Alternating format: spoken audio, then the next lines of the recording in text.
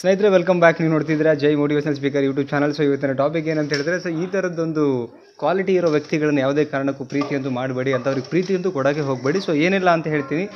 So ವಿಡಿಯೋನ ಕೊನೆ ತನಕ ನೋಡಿ ಆ್ಯಂಡ್ ಚಾನಲ್ಗೆ ಹೊಸಬರಾಗಿದ್ದರೆ ಸಬ್ಸ್ಕ್ರೈಬ್ ಮಾಡ್ಕೊಳ್ಳಿ, ಲೈಕ್ ಮಾಡಿ. ನೋಡಿದ್ಮೇಲೆ ಏನು ಅನಿಸುತ್ತೆ ಕಮೆಂಟ್ ಮಾಡೋದನ್ನು ಮರಿಬೇಡಿ. ಫಸ್ಟ್ ಪಾಯಿಂಟ್ ಬಂದು ಏನಂದರೆ, ಯಾರಿಗೆ ಲೈಫ್ ಬಗ್ಗೆ ಸೀರಿಯಸ್ನೆಸ್ ಇರಲ್ಲ, ಸೊ ಅಂಥ ವ್ಯಕ್ತಿಗಳೊಟ್ಟಿಗೆ ಯಾವುದೇ ಕಾರಣಕ್ಕೂ ಪ್ರೀತಿ ಅಂತ ಹೋಗಲೇಬೇಡಿ. ಬಿಕಾಸ್ ಅವ್ರಿಗೆ ಸೀರಿಯಸ್ನೆಸ್ ಇರಲ್ಲ, ಟೈಮ್ ಪಾಸ್ ಅಂತ ಮಾಡಿಬಿಡ್ತಾರೆ. ನೆಕ್ಸ್ಟ್ ಪಾಯಿಂಟ್ ನೋಡೋಣ. ಭಾವನೆ ಅಂದರೆ ಗೊತ್ತಿರಲ್ಲ, ಲೈಕ್ ಅವರಿಗೆ ಸೊ ಸ್ಪಂದನೆ ಮಾಡ್ತಿರಲ್ಲ. ಸೊ ಅಂಥ ವ್ಯಕ್ತಿಗಳಿಗೆ ಯಾವುದೇ ಕಾರಣಕ್ಕೂ ಕೂಡ ನೀವು ಪ್ರೀತಿ ವಿಚಾರಕ್ಕೆ ಪ್ರೀತಿ ಮಾಡಲಿಕ್ಕೆ ಹೋಗಬೇಡಿ, ಓಕೆನಾ. ಸೊ ಅಂದರೆ ಅವ್ರಿಗೆ ಭಾವನೆ ಅಂದ್ರೇ ಗೊತ್ತಿರಲ್ಲ, ಪ್ರೀತಿ ಅಂದರೆ ಏನು, ಆ ಎಮೋಷನ್ಸ್ ಹೇಗಿರುತ್ತೆ ಅದ್ರ ಬಗ್ಗೆ ಅವರಿಗೆ ಡೆಪ್ತಾಗಿ ಗೊತ್ತಿರಲ್ಲ. ಸೊ ನೆಕ್ಸ್ಟ್ ಪಾಯಿಂಟ್ ನೋಡೋಣ. Self respect is very important. Self respect ಕೆಲವರಿಗೆ ಗೊತ್ತೇ ಇರಲ್ಲ, ಅಂದರೆ ಅವ್ರು ಪ್ರೀತಿ ಮಾಡ್ತಿರಲ್ಲ, ಅವ್ರ ಬಗ್ಗೆ ಅವರಿಗೆ ಒಂದು ರೆಸ್ಪೆಕ್ಟ್ ಇರಲ್ಲ. ಸೊ ಅಂಥ ರೆಸ್ಪೆಕ್ಟ್ ಇಲ್ಲದಿರೋ ವ್ಯಕ್ತಿ ನಿಮಗೆ ರೆಸ್ಪೆಕ್ಟ್ ಮಾಡೋಕ್ಕೆ ಸಾಧ್ಯ ಇಲ್ಲ. ಅಂಥ ವ್ಯಕ್ತಿಗಳಿಗೆ ನೀವು ಯಾವುದೇ ಕಾರಣಕ್ಕೂ ಲವ್ ಮತ್ತು ಪ್ರೀತಿ ಮಾಡಲಿಕ್ಕೆ ಹೋಗಬೇಡಿ. ಸೊ ನೆಕ್ಸ್ಟ್ ಪಾಯಿಂಟ್ ಏನಂತ ಹೇಳಿದ್ರೆ, ಅಂಡರ್ಸ್ಟ್ಯಾಂಡಿಂಗ್ ಮಾಡ್ಕೊಳ್ಳಲ್ಲ ಕೆಲವು. ಸೊ ಅಂಡರ್ಸ್ಟ್ಯಾಂಡಿಂಗ್ ನೇಚರ್ ಇರಲ್ಲ, ಸಿಚುವೇಶನ್ ಆಗಲಿ ಪರ್ಸನ್ ಆಗಲಿ ಅಂಡರ್ಸ್ಟ್ಯಾಂಡ್ ಮಾಡ್ಕೊಳ್ತಾ ಇರಲ್ಲ. ಸೊ ಅಂಥ ವ್ಯಕ್ತಿಗಳಿಗೆ ಯಾವುದೇ ಕಾರಣಕ್ಕೂ ಪ್ರೀತಿ ಕೊಡೋಕ್ಕೆ ಹೋಗಬೇಡಿ.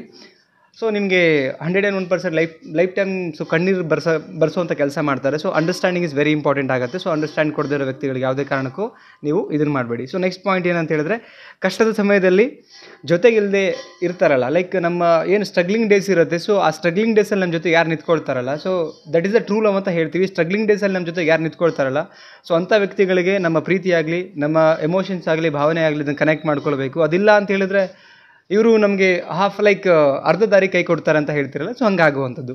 ಸೊ ನೆಕ್ಸ್ಟ್ ಪಾಯಿಂಟ್ ಏನಂತ ಹೇಳಿದ್ರೆ, ಕಂಪ್ಯಾರಿಸನ್ ಮಾಡೋರ ಹತ್ರ, ಲೈಫ್ನ ಕಂಪ್ಯಾರಿಸನ್ ಮಾಡ್ಕೊಳ್ತಾರೆ, ವ್ಯಕ್ತಿ ಮತ್ತು ವ್ಯಕ್ತಿತ್ವನ ಅಥವಾ ಸ್ಟೇಟಸ್ನ ಕಂಪ್ಯಾರಿಸನ್ ಮಾಡುವಂಥ ವ್ಯಕ್ತಿಗಳು.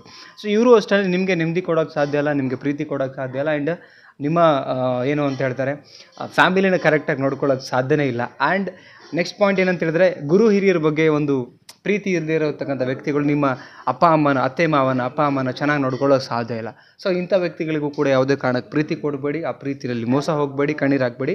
ನೆಕ್ಸ್ಟು ಲಾಸ್ಟ್ ಪಾಯಿಂಟ್, ನಿಮ್ಮ ಬಗ್ಗೆ ಸೀರಿಯಸ್ ಇಲ್ಲದೇ ಇರೋ ಹತ್ರ, ಅಂದರೆ ನೀವು ನಿಮ್ಮ ಬಗ್ಗೆ ಸೀರಿಯಸ್ ಇರಲಿ ಆ್ಯಂಡ್ ಅವರಿಗೂ ಸೀರಿಯಸ್ನೆಸ್ ಇರಲಿ, ಅಂಥ ವ್ಯಕ್ತಿಗಳೊಟ್ಟಿಗೆ ಕನೆಕ್ಟ್ ಆಗಿ ನಿಮ್ಮ ರಿಲೇಷನ್ಶಿಪ್ ಚೆನ್ನಾಗಿರುತ್ತೆ ಆ್ಯಂಡ್ ಪ್ರೀತಿ ಕೊಡೋಕ್ಕೆ ಸಾಧ್ಯ ಆಗುತ್ತೆ. ಸ್ನೇಹಿತರೆ, ನಿಮಗೆ ಯಾವ ಪಾಯಿಂಟ್ ಇಷ್ಟ ಆಯಿತು ಕಮೆಂಟ್ ಮಾಡಿ ತಿಳಿಸಿ ಆ್ಯಂಡ್ ಲೈಕ್ ಮಾಡಿ. ಆ್ಯಂಡ್ ಚಾನಲ್ಗೆ ಹೊಸಬರಾಗಿದೆ ಸಬ್ಸ್ಕ್ರೈಬ್ ಮಾಡಿ. ಆ್ಯಂಡ್ ಕೌನ್ಸಿಲಿಂಗ್ ಬೇಕು ಅಂದರೆ ಕಾಂಟ್ಯಾಕ್ಟ್ ಮಾಡಿ, ನಂಬರ್ ಹಾಕಿರ್ತೀವಿ, ಫೀಸ್ ಇರುತ್ತೆ ಅಂತ ಹೇಳ್ತಾ ಮತ್ತೊಂದು ಟಾಪಿಕಲ್ಲಿ ಸಿಗ್ತೀವಿ. Thank you so much guys, love you, ನಮಸ್ತೆ.